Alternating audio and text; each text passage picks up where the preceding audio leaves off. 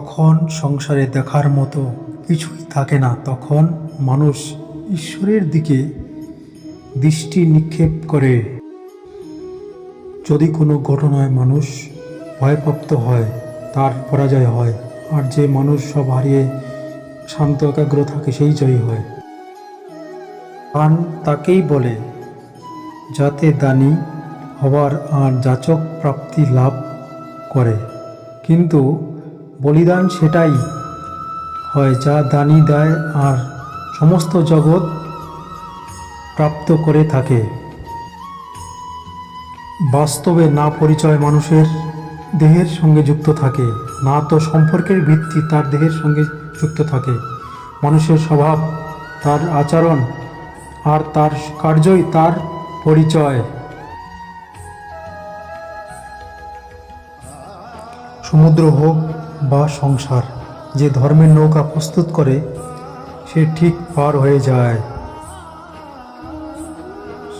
সময় কখনো মানুষের নির্দেশিত পথে চলে না, মানুষকে সময়ের নির্দেশিত পথে চলতে হয়।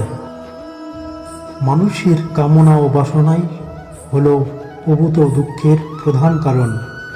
জন্মের সাথেই মানুষের মৃত্যু নির্ধারিত, তাই নিজের কর্ম করো যা অনিবার্য, তার জন্য দুঃখ করো না।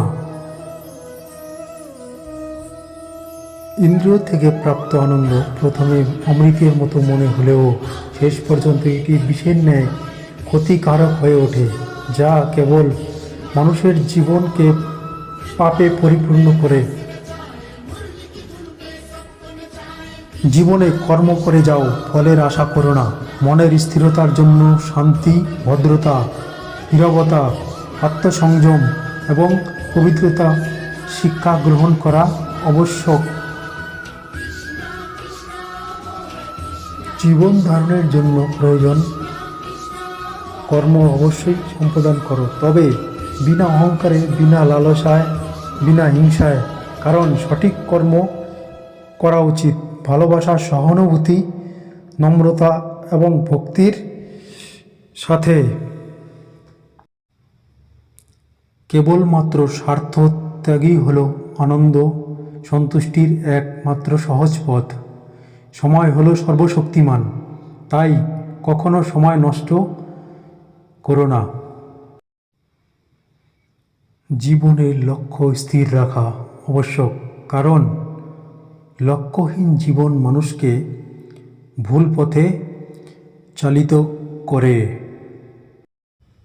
সম্পূর্ণ ভিডিওটি দেখার জন্য অনেক অনেক ধন্যবাদ। ভিডিওটি ভালো লাগলে চ্যানেলটি সাবস্ক্রাইব করুন এবং এরকম ভিডিও পাওয়ার জন্য আমাদের চ্যানেলটির সঙ্গে যুক্ত থাকুন। নমস্কার, ধন্যবাদ। হরে কৃষ্ণ, জয় শ্রী রাধে রাধে।